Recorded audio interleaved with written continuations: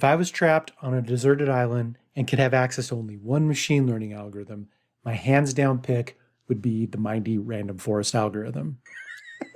How's that for dramatic? Now, the reason why I say stuff like this is because I want to emphasize a point. First up, random forests are state of the art for real-world data scenarios. If your data comes in a tabular format, like an Excel spreadsheet or a database table, the random forest is a perfect place for you to start. But that's not all. The random forests have a lot of other things going for them. One, they are ridiculously easy for any professional, somebody like you, to learn how they work deep under the covers, because the random forest is actually not all that complicated, as you will see in this tutorial. Also, random forests can provide, in a out-of-the-box, easy-peasy kind of way, an estimate regarding the quality of the predictions. And that is super useful for you as you're iterating through your project, applying the random forest to your data set. And lastly, every machine learning model needs to be tuned to the data set at hand. And the random forest makes this process very, very easy for your data sets. So if you want to have more impact at work using machine learning, you can't go wrong learning about the mighty random forest. It's just that good. This tutorial will introduce you to how random forests work under the covers and also demonstrate how you can build random forest models using Python and Excel. Now here's the thing. I'm going to be using Python and Excel in this video, but it actually doesn't matter.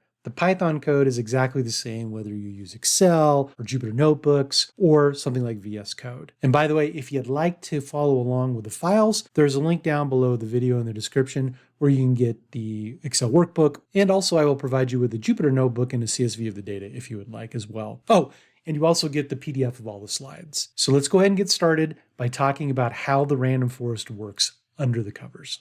The first thing I need to make explicitly clear, and should be pretty intuitive, is this idea that a random forest is a collection of individual decision trees. So if you don't know that much about decision trees and you'd like to learn more, be sure to check out the link in the description below the video. There'll be a link to one of my tutorials, which will teach you pretty much everything you need to know about decision trees. So I'm going to make an assumption that you understand decision trees. And one of the things that we need to talk about is this idea that individual decision trees have high variance. And this is super important because you have to add variance. And you can think of variance as being akin to complexity to make useful models. Because if you think about it, if you have a non-trivial data set, there's going to be all kinds of patterns and associations and all kinds of things going on across all the columns in your data. And if your model's too simple, it's not going to find everything. So its predictions are going to suck, basically. So you have to add complexity to get the most useful models. Now, here's the thing. Machine learning algorithms differ in the amount of variance or the amount of complexity that they can introduce. So decision trees just happen to be a kind of machine learning algorithm that exhibit high variance. And this is a bit abstract, so let's cement this idea with a hypothetical, a contrived but hypothetical example to build an intuition. And the basic idea here is decision trees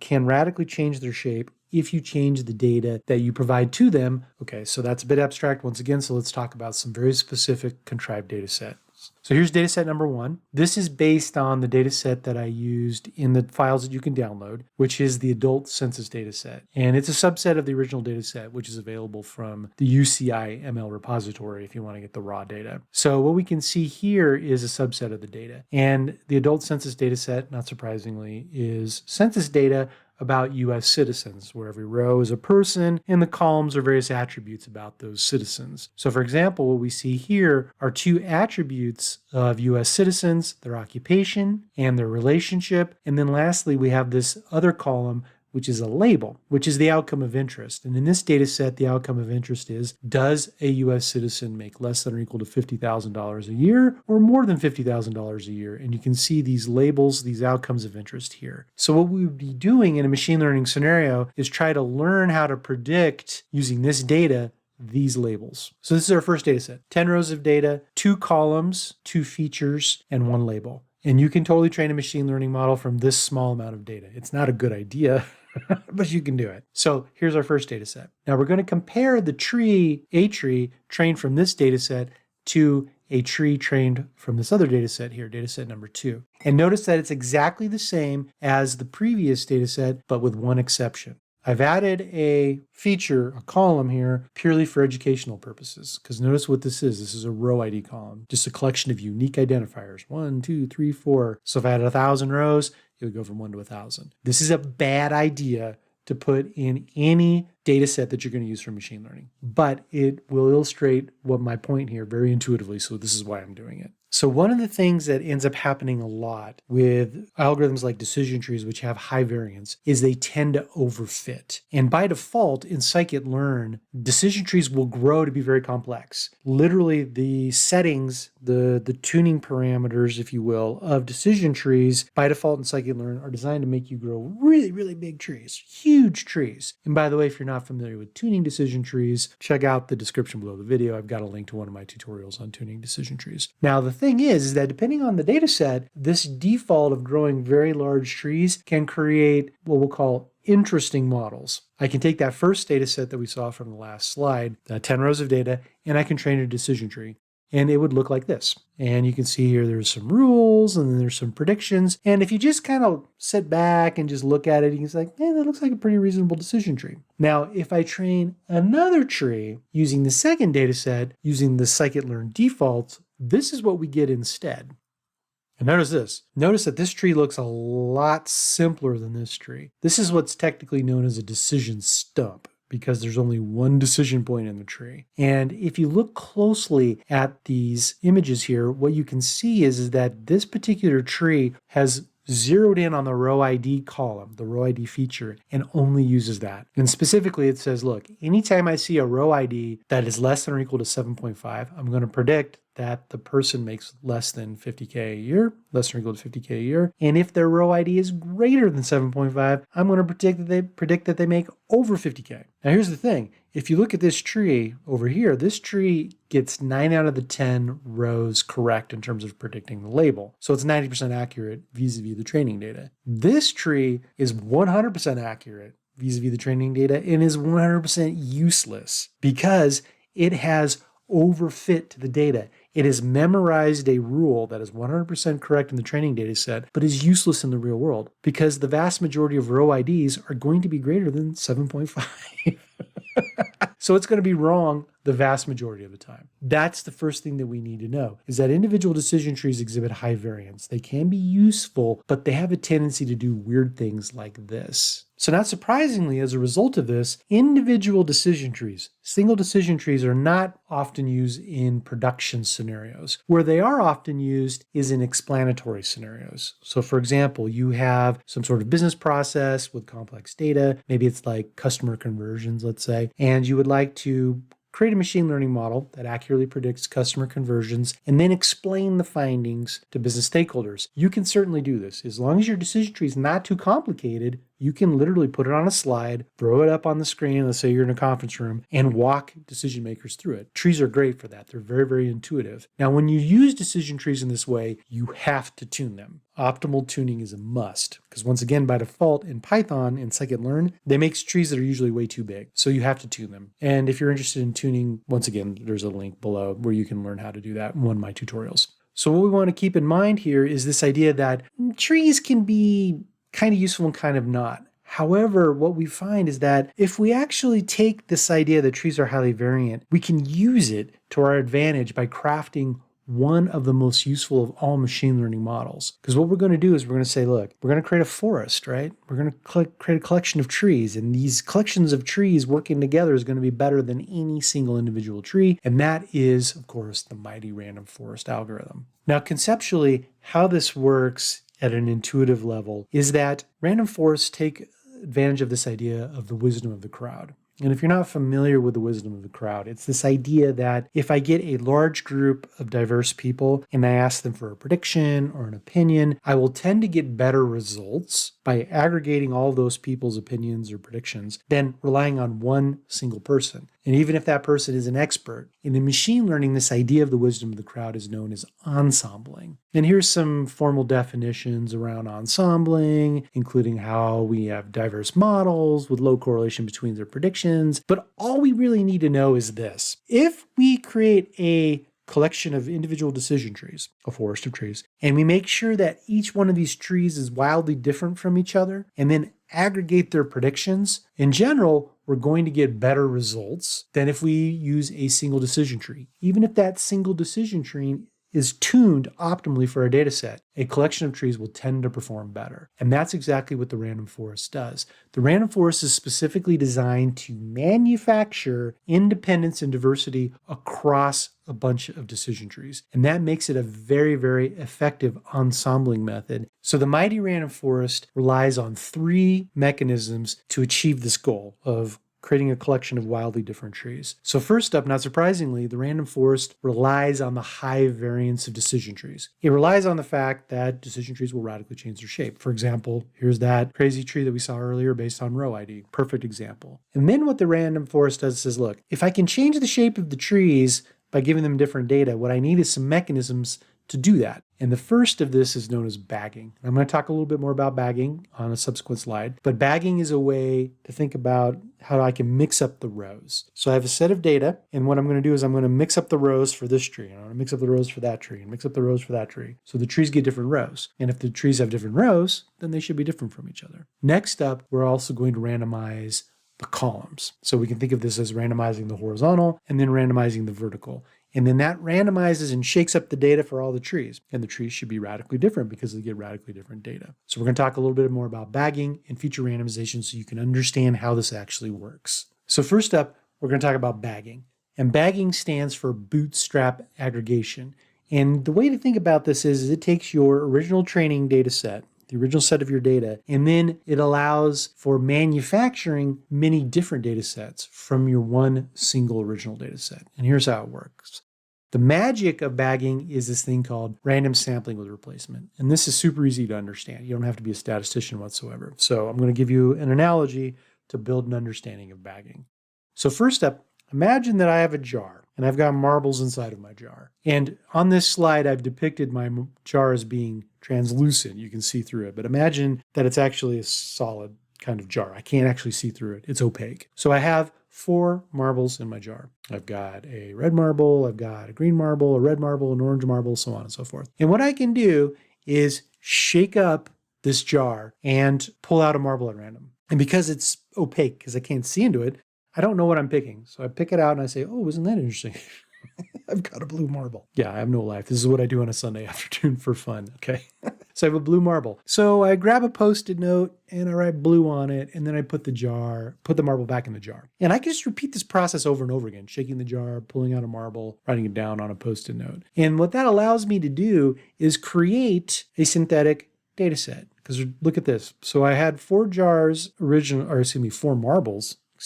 marbles in my jar. Because I have 4 marbles, I repeat this process of drawing and writing down marbles 4 times. And now I have a new data set on this Post-it note. And look, notice that it's different from the jar. Blue, orange, orange, green. Now here's the thing. As long as I've got Post-it notes, I can keep doing this over and over again. I can create as many synthetic data sets as I would like. And let's say I keep doing this over and over again because I have no life. And I can create, as many of these little synthetic data sets as I would like. Now what's super important to realize is a couple things.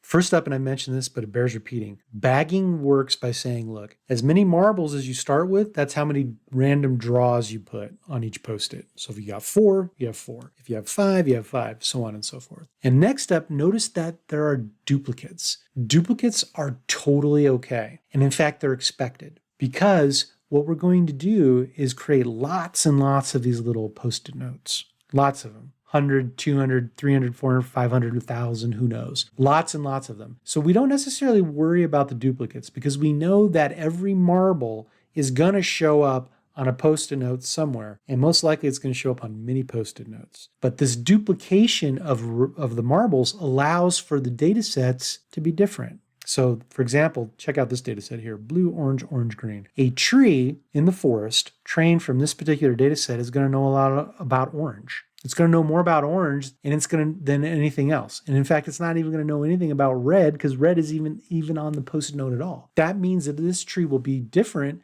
than this tree over here, which is trained from an orange, a red, a green, and a blue. And that's exactly what we want in a random forest. Bagging allows trees to get different data so they can be different from each other. And not surprisingly, in this analogy, in this metaphor, the marbles are the rows of data in your training set. So I'm using marbles here, but actually think about your jar actually containing all of your data. Let's say you have 25,000 rows of data inside your jar. The process is exactly the same. You create these little slips of paper, these little Post-its. Each one will have 25,000 rows, but they're selected at random with replacement. So each one of the slips, each one of the Post-it notes is going to be different from each other. Now, the thing to remember is the result of this whole process right here is known as bagging.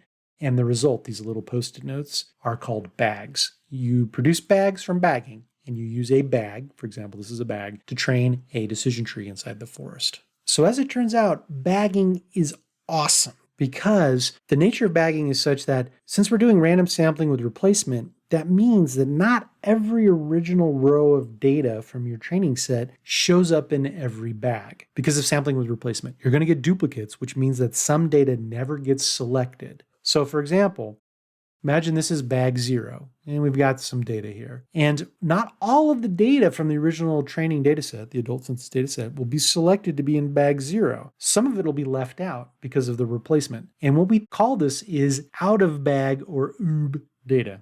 Yes, OOB. Literally, that's what we call it, OOB. So we have the rows that are in the bag, which are used to train the tree. And then we have some rows that are out of the bag, which were not used to train the tree. The tree has never seen this data. And then what we do is just repeat this process over and over again. So we have bag 0, we have bag 1. Bag 1 has OOB data. I can have bag 2, bag 3, bag 4, bag 5, all the way up to bag 499, let's say. Let's say I'm going to train 500 trees, so I'll need 500 bags. Now here's what's super important. Each one of the bags, statistically speaking, is going to be different from each other. Is it possible that just because of random happenstance, one bag might be exactly the same as another one? Yes, but it's very, very rare, especially the larger your data sets are. So we don't really worry about that. So we just assume that the bags are different from each other, which means by extension, the OOB data is different from each other as well. This bag has different OOB data than this bag does. And this is great because this allows us to do things like test our trees, as we'll talk about later on when we go through Python and go through the Python and Excel code. We can train a tree from bag 0, and we can then ask it to make predictions on the OOB data because it's never seen it before. And we can say, okay, well, how good was tree 0, trained from bag 0, at predicting its OOB data? Let's say it was 75% accurate. Cool. Then we do the same thing for bag 1. And we say, hey, this one was 76% accurate. And then what we can do is we can average the two. And we can say, look, across these two trees, they're 75.5% accurate. And this is super awesome. This allows us to test out the quality of the predictions of the trees in the forest. The random forest doesn't stop with bagging. The random forest also uses feature randomization. So let's use a hypothetical example to really cement the idea of what's going on here. So let's say that this is the number of features that we have in our data set. So we have all these features. These are our predictive features, our predictive columns. And then, of course, we have our label. And what we can do is we can say, great, we don't want to provide all of these columns to the trees. Just like we randomize the rows, so not every tree gets all the rows of data, we want to make sure that every tree doesn't get access to all the features all the time. This is how we can make sure that the trees are radically different from each other. And by default, the random forest algorithm in scikit-learn in Python, the classifier, this is what we would use, a random forest classifier for predicting labels like this, actually takes the square root of the features. So here we have 14 features, and we take the square root of it, which gives us 3.7. And then what ends up happening is everything after the decimal is lopped off, and the algorithm says, okay, guess what? I'm going to not only randomize the rows with bagging to each tree in the forest, but I'm also going to randomize the features that are provided to the tree. And in fact, all the tree gets is a random shake of the features, and they only get 3 features. So let's really cement this idea. So let's say that the random forest is building a brand new tree from scratch, tree 0. So we've got bag 0, and we're going to build tree 0. So we have the rows, of course, for our bag, and we also have 14 columns, 14 features. So what needs to happen is we need to get a random shake. We need to get 3 features chosen at random to provide to tree 0 here, to build the very first node in the tree at the very top of the tree. So what ends up happening is the random forest does this. The decision tree doesn't really know what's going on. Think of it that way. The decision tree doesn't really know what's going on. The random forest sits outside of the tree and is manipulating the data provided of the tree. And the tree says, okay, cool. You're just going to give me these rows of data, the bag, and then you're only going to give me these 3 features. And the tree says, okay, well, I'm getting this feature called FNLWGT, I'm getting this feature called relationship, and I'm getting this feature called hours per week. I know that I can use these 3 features, these 3 columns, to try and learn how to predict the best that I can the income label. And then what the decision tree does is it just picks the best of these three features because that's all it can do. And once again, the whole purpose of this is to design to produce trees that are radically different from each other. And just so that you're clear, some of the trees are going to be awesome and some of the trees are going to suck. In fact, a lot of the trees are going to suck. And a lot of the trees are going to be somewhere in between. That's okay. Because remember, wisdom of the crowd. We're going to create 100 trees, 200 trees, 500 trees. And then what we do is we rely on all the trees. So some are going to stink and some are going to be awesome. A lot of them are going to be in between, but collectively, they're going to work out much better than any single decision tree can do. So to really cement what's going on here with feature randomization. So here are the three features that were provided. So the random forest algorithm says, okay, we're building tree 0 from scratch. So we need to give it 3 features at random from bag 0 to use. And then the tree picks the best of these 3 features. And that becomes the very top of the tree. What's known as the root node, the very top of the tree. And then we say, okay, cool. The tree needs to build the left side and the right side, right? Because we need to fill out the tree. So what ends up happening is on the left side, you get another random shake. So the random forest algorithm picks 3 more features at random and says, look, these are the only 3 features you get for this side of the tree. And just so that you know, the random forest is smart. It keeps track of what features are available and that sort of thing. So you don't really need to worry about that. So it gives it a random shake of 3 features that are available for the left side of the tree. And then the algorithm, the decision tree, just picks the best of the 3. Maybe these features are great. Maybe they stink. Just a random shake. And then on the right side of the tree, the same thing happens again. You get another random shake of the 3 features. And this process is repeated over and over again until the tree is fully grown. It gets a random shake for every decision point in the whole tree until it's fully grown, and then it stops. And then we move on to the next bag 1. We train tree 1 from bag 1, repeating this process of random shakes of the feature again. And then bag 2, and bag 3, and bag 4, all the way up to how many bags that we need for all the trees in the forest. And this is the magic of the random forest algorithm. This makes it super, super powerful. It gives you all these trees, and it handles so many things that you normally have to worry about. For example, tuning random forests is actually much easier than tuning an individual decision tree. Because of this randomization, you don't really worry about the individual trees overfitting, because no tree gets access to all the data. So this is awesome. So that's it for the slides. Let's go ahead and get into the Python and Excel code. So here we are in the Excel workbook. And once again, if you'd like the file, check out the link in the description below the video and you can get access to this file and also a Jupyter notebook if that's the way you roll. So what we have here is our adult census data set. And we can see here that we have a bunch of features. We have age and work class and education and marital status, so on and so forth. And then all the way over here, we have our labels. Notice that our labels are text values, less or equal to 50K or greater than 50K. So if I open up the filter here, you can see sure enough, those are our 2 label values. And what we have here is a collection of numeric and text columns. Or if you want to think of it this way, a collection of numeric and categorical columns, because for example, work class here is a category. If I click on the filter, you can see that there's just a number of options for me in terms of the nature of the work class that I have here, whether I work for the federal government or I work for a private organization, so on and so forth. And what we're going to do in this Python and Excel code is train a mighty random forest to use all of these features here. I'm going to just go ahead and highlight them all for you. All of these features here, all of these columns to try and learn how to accurately predict the label, the outcome of interest. And that's our data. And it's loaded up in a table, which is always a good idea for Python and Excel. And let's move over to the Python code. So I'm not going to type out the code for you because that'd be super boring. So let's just go ahead and take a look at the code here for loading up our data. What we're using here is the handy dandy Excel function, which is the gateway for pulling in data from Excel tables or Excel cell ranges or from Excel Power Query connections into Python and Excel. And what I'm going to do here is essentially create a pandas data frame. And you can see that here in Excel, it's called adult train.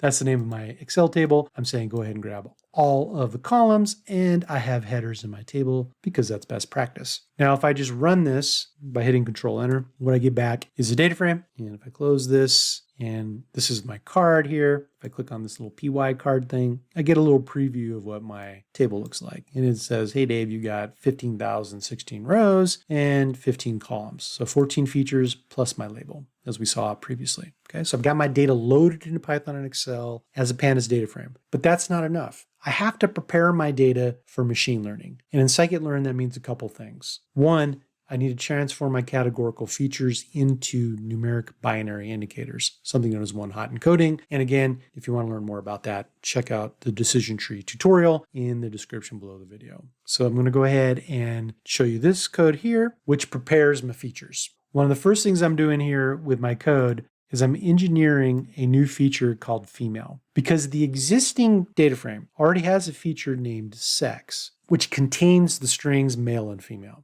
So I don't want to one-hot encode that, because that would just make two features and it's just extraneous information. So what I'm doing is I'm creating a new feature using the replace function on the sex column and just saying, look, anytime you see female, replace it with a value of 1, and anytime you see male, replace it with a value of 0. So this female feature right here is 1s and 0s. Next up, I'm going to create a list called all features. And this is a technique that I use, your mileage may vary, where I like to create list objects of the features that I'm explicitly using. So this is my list of all the features I want to use to build or train my mighty random forest. So I want to use age and education, marital status, so on and so forth. Now, out of this list of features here in the all features list, some of these guys are numeric features, which can be used as is. And then some of these features are text values, categorical, and they need to be one-hot encoded so that they can be used with scikit-learn in Python. And what I do is I create another list called cat features here, which is just my categorical features. So marital status, occupation, and race. These guys need to be one-hot encoded, transformed from their string representations into 1s and 0s, binary indicators. And what I do here is use the getDummies function from pandas. This is the easiest way to do this. It's not the only way, but it is the easiest way to do it. And what I'm going to do is only one-hot encode those features that are in my cat features list. And then to make sure that my features are nice and readable, I'm going to prefix all of those one-hot encoded features with the names of the original features. And that's a bit abstract. So if I run this code and show you the info, it'll make a lot more sense. So I'm going to go ahead and shrink up this code here. And then what we can see here in my diagnostics pane is the result of this preprocessing. So the easiest way to think about this is look at this marital status here. So marital status divorced, marital status married civilian spouse, marital status married spouse absent. These values right here, marital status never married, separated, widowed, those were text values. Those were string values in the original data. And what I've done is now broken them out into their own dedicated columns with binary indicators. That's what one-hot encoding does, and that's what we need to do to work with textual categorical data using scikit-learn in Python and Excel. So I'm going to go ahead and close down the diagnostics pane. We don't need this anymore. And let's go ahead and look at my labels. So as we saw before, my labels are string values. Less than or equal to 50K, greater than 50K, or text values, depending on the way you think about things. And those don't work with scikit-learn, Python, Excel. I need to actually transform those into numeric representations. And I can do that using the label encoder class. The label encoder class just simply takes my column of labels and learns what are the unique string values in it, and then maps those unique string values to numeric values, starting at 0, going up to however many unique values I have in my labels. Now, in this particular case, we only have two values, less than or equal to 50K, greater than 50K. So what I'm going to get is a mapping from those original textual values to 0 and 1. So this code handles all of that. And if we run this, what we get in the diagnostics pane is the output, which is super interesting. And we can see here, so my original strings were less than or equal to 50K, which we saw before, greater than 50K, and they're mapped to 0s and 1s. So now I've got everything in place to actually train my mighty random forest. So let's take a look at that code here. And that's in this cell right here. And what we can see here is I'm setting up my random forest. Now, this random forest is using the defaults for the individual decision trees. That's okay, because like I said earlier, the individual decision trees within a random forest don't get access to all the data. So by default, we're okay with the trees growing to be very, very complicated. We don't worry about them overfitting so much because they don't have access to all the data. But what we do tend to do when we use random forests, at least early on in our projects, is specify the number of trees, which is this thing called n-estimators here. Well, that didn't work. There you go. That's highlighted. So n-estimators just means how many trees do you want in the forest. By default, in scikit-learn for a random forest classifier, you get 100 trees. So I'm setting this to 200. Dave, how did you pick 200 trees? Well, I just kind of picked it out of the blue. One of the things that you would normally do in a real-world project is you would tune. You would experiment with 100 trees, 200 trees, 500 trees, and see which of these work the best. But for this demo, for this tutorial, we're just going to use 200 trees. Now, what's super important is this thing right here, which is setting OOB score equal to true. This tells the random forest class in scikit-learn, hey, use that tasty OOB data to test all the trees. Tree 0, how accurate are you on your OOB data? Tree 1, how accurate are you on your OOB data? So on and so forth. And this will do that 200 times because remember, I have 200 trees. So what will end up happening is that it will look at 200 OOBs. It'll calculate 200 accuracy scores and then average all those accuracy scores. And then I can ask the object, the random forest object, hey, on average, how good are the trees in the forest? And that provides me a great estimate of how good my model might be in a real world production scenario. Super, super useful. Next up, we have njobs. This is just because training random forests is pretty computationally intensive and it can be done in parallel. So if you have lots of cores on your laptop, for example, then you can set this number higher than 1 and then you can train a bunch of the trees in parallel and it'll just run faster. Now, the thing to remember is that in Python and Excel, it's a little bit different because you have to know how many cores you actually have in the container in the Azure cloud for Python and Excel. And actually, by default, what you get is 1. So you might want to just change this to 1. Oh, and look at that.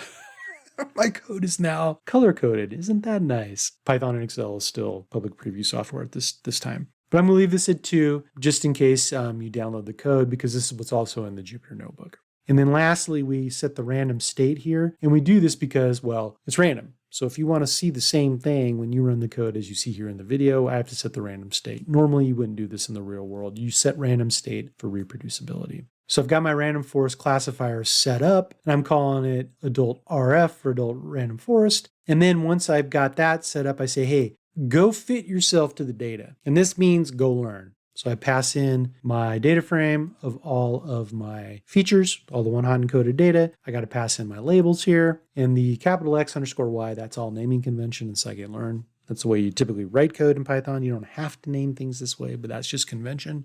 And what happens is the RF chunks away for a while, learns all the things that it needs to do, and then it is done. And then I can actually work with the object to do cool things. Like, for example, I can say, hey, adult random forest, give me your OOB score. On average, how accurate are you on predicting the OOB data across all the 200 trees? And then just for grinsies, what I've done here is I've asked the adult forest to random forest to score itself against the training data. Actually, create predictions for all the original training data, and then report that. Because what we want to do is we want to compare them so you can really see what's going on here. So I can really show you why OOB data is super awesome. So I'm going to go ahead and run this. And notice it's taking a second to run here. It's busy. And now it's come back. And let's take a look at the output here. We can see this here in the diagnostics pane. So the estimated accuracy using the OOB data was only 81.4%. Let's call it 81.4. Now compare that against the training data, which is 96.4% accurate. And here's the reason why. If you think about the random forest as a collection of trees, all of the training data is being used multiple times across all the 200 trees. So not surprisingly, while any one individual tree doesn't have access to all of the training data, the forest as a whole has access to all the training data. So it's not surprising that it's going to be super accurate on the training data. So this training data accuracy estimate is basically useless. It's overly optimistic. But notice the OOB score is different. The OOB is actually based on this idea that each tree is being tested on data that it's never seen before. So it's basically getting an exam. How well did you learn from the data?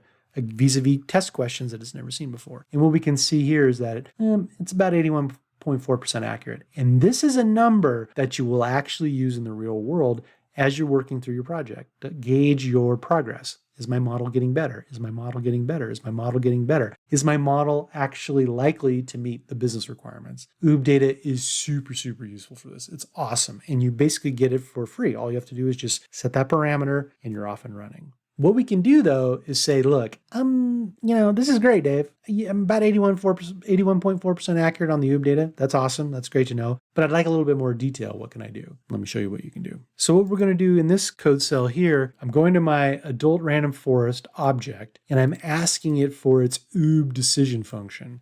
I don't know why they call it this, but basically these are the OOB predictions per row. So if I have 15,016 rows, I'm going to get back 15,016 distinct OOB predictions across the entire forest. That's a bit abstract, so I will show you what this does. And the rest of this code is all about setting up a data frame. And explaining it's probably more trouble than it's worth. The best thing for me to do is just run it and show you the output, and then the code will make sense. So if I run this code, this is what we get right here. So notice what I get out of the random forest. I get 2 columns from the random forest, the OOB decision function. That's what this is. I get the less than equal to 50K votes, essentially, of the random forest, and the greater than 50K votes for the random forest. So this row right here, for example, says 100% of the trees. 100% of the trees voted that row 0 should be less than or equal to 50K. 100% of the trees agreed. 0% of the trees thought these people made more than 50K. That's super interesting, right? That's what this is telling us. 100% said less than or equal to 50K. Now compare that with this guy down here, where we can see only 60% voted less than or equal to 50K, and about 39% voted greater than 50K. And then, of course, right here, we have something that's really awesome. Row 6, we have 37.6% voted less than or equal to 50K, and 62% voted greater than 50K. And then this last column here just translates this into just a binary label, 0 or 1. And that's all that code does. It translates the voting of all the trees in the forest into a label 0 or 1. And now that I have that, I can use that to visualize the predictions using something called a confusion matrix. So let's take a look at that code. So here's the code for creating confusion matrix. Not going to drain the code because what's more important is actually the output and understanding what the output does. I'm going to go ahead and run this code here, Control U to Shift U to get rid of that. And then I'm going to right click, picture in cell, create reference. And what I get here is a larger representation of the confusion matrix. And let's talk about how you can view this. Along the x-axis of my confusion matrix, I have the OOB predicted label. So this is the label that was predicted by my random forest on the OOB data. So right here, it predicted less than or equal to 50K, and here it predicted greater than 50K. Now on the y-axis, I actually have the true label, which is also known as ground truth.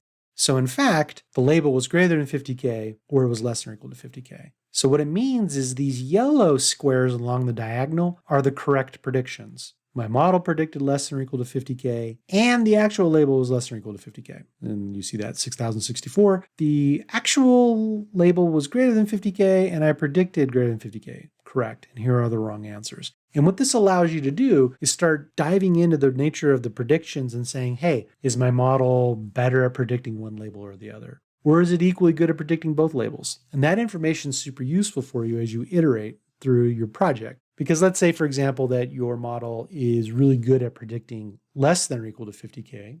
It's very accurate, let's say, on that. But it's only somewhat accurate on predicting greater than 50K. That's some feedback to you as the data scientist to say, look, I should probably find more data or more features that help me identify in a better way how to predict more correctly greater than 50K income earners in the US economy. You now have a good working knowledge of random forests using Python and Excel. And as I said before, the Python code is exactly the same, whether you're using Jupyter Notebooks or VS Code or Excel. So technically good handle on random forests and Python in general. And if you combine what was covered in this video with the tutorials that are down below in the description, you got a lot to go with to start applying this to your own data. Now, my next video in my series on data science with Python and Excel is going to be about hierarchical clustering. Hierarchical clustering is a very, very useful data science technique when your data has a group within group structure. For example, product catalogs and organizational hierarchies have this group within group structure.